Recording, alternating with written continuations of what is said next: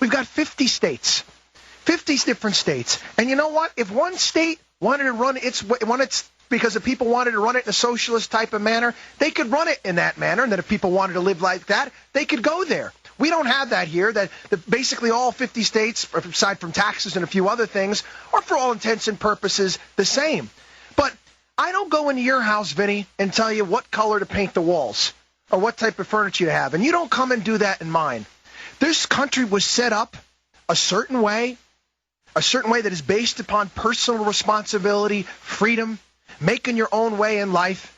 And that's great. That's fine. But that might not be everybody's bag. If it's not, and I guess concentration camp type communist dictatorships is your thing, oh, move to North Korea. Kim Jong-il would love to have you.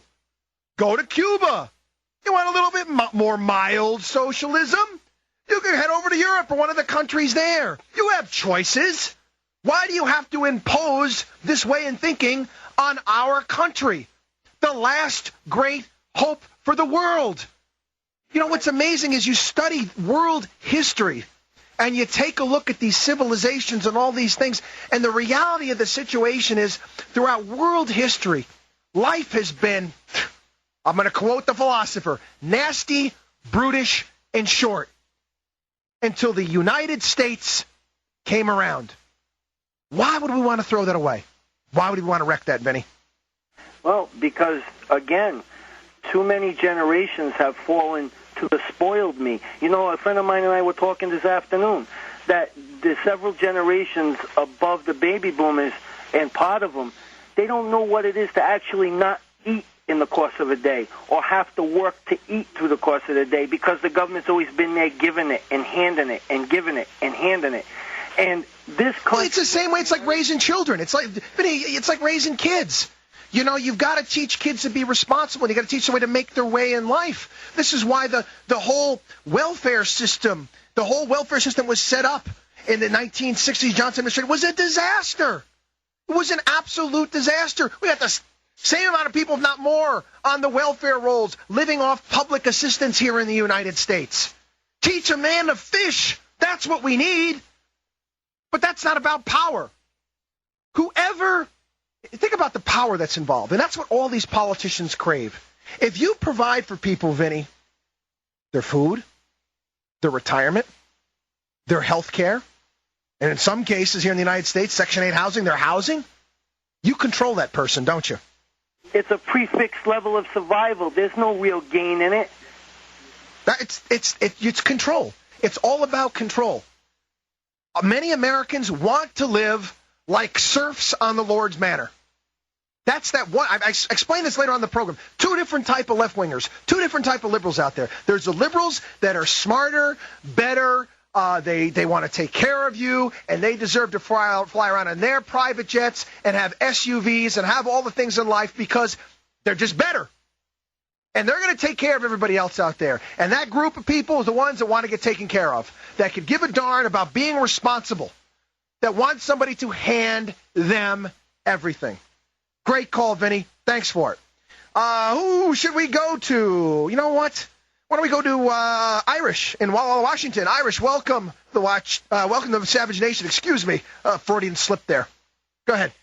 Hey, thanks for letting me on. Hey, I just wanted to try to open some people's eyes to the healthcare system that's in Canada that, is part of the proposal here. I was walking to work the other day, and I talked to a physician on the way in. And how he explained it to me is, I'll give you two points. Number one was he was from Canada, and he had a daughter, and his daughter had a child, and was born with club feet. I don't even know what that means, but it doesn't sound good.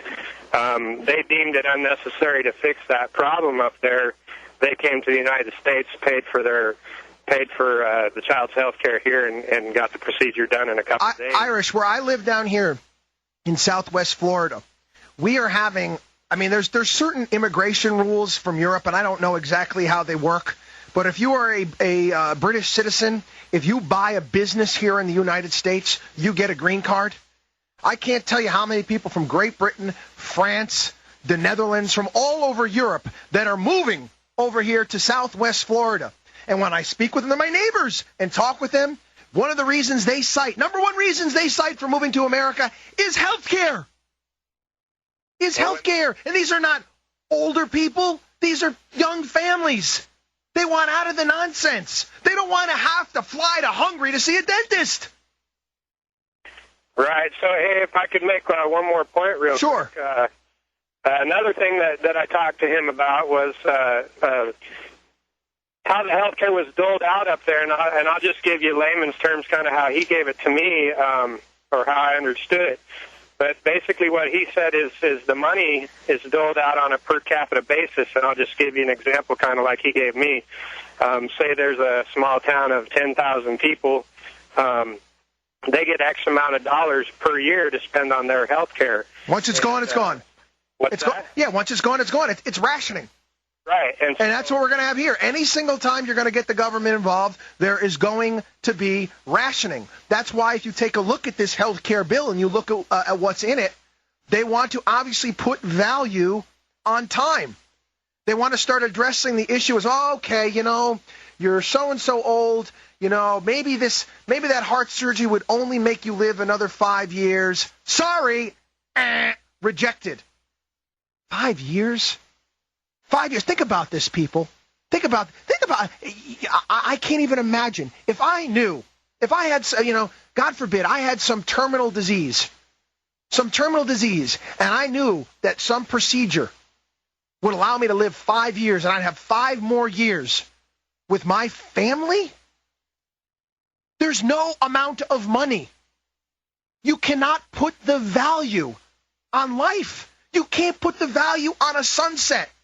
You can't put the value on a child's smile. These things are impossible to value, yet the Democratic Party can figure it out. They got a formula. They've got a mathematical formula. They got a cost of living, blah, blah, blah, blah. Do you know in Great Britain, for a while, people had macular degenerative syndrome, which makes you go blind. Only allowed people to get the necessary treatment for one eye. So people were going blind in one eye. I mean, it's, like I said, it's insanity. Insanity. Savage is right. I scream it all the time. Liberalism, mental disorder. Makes no sense. On to next. We've got Ann in Chicago. Ann, welcome to the Savage. Yes, I'm here. How are you? Thank you for taking my call. It's an honor. Thanks for being a part of the program. Over the last 7 months since Barack Obama has taken office, we've been seeing a lot of distressing behavior. And I'm extremely concerned not only about the deficit, about the amount of spending. I find him to be extremely hypocritical, always criticizing Bush and what his deficit was. But, of course, we've surpassed that. If you take, Ann, real quick, if you were to take all of the deficits that Bush ran, and remember what Bush was dealing with during his presidency, it doesn't come close to this year's Obama's deficit. I don't know if you're aware of this, Ann. 10 years ago, Bill Clinton's last federal budget was $1.7 trillion. $1.7 trillion. Our deficit this year is going to be larger than that. Go on. Well, my question basically is now I'm extremely concerned about these czars. I've never seen a man who has so many individuals doing possibly his little dirty work. Who pays these? Exactly. Is it legal? Is this legal? Is anybody even is this legal? The only person I think that actually questioned it, Ann, was Robert Byrd, Democrat from West Virginia. He was like, what's going on here? There's no oversight, all these people? We've got czars? Czars? Kings? I mean, what?